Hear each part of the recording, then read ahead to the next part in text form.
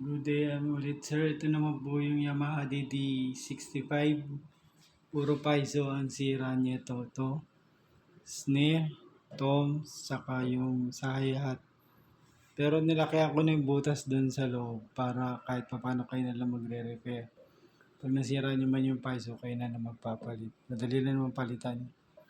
At least hindi na kayo dito sa rubber gum pads. Kasi mahirap pag dito nyo tinungkab, pag wala na yung lock niyan, wala na yung mahirap nang may balik sa dati. Lakihan ko na lang yung butas para mailusot yung paiso doon pag nagpalit kayo.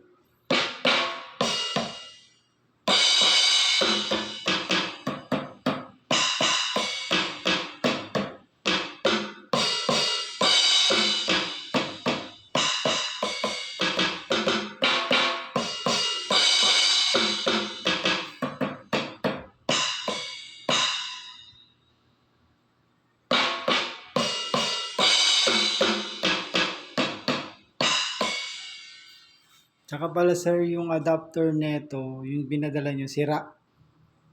Sira yung adapter niya. Yung gamit kong adapter ko ngayon. Okay po.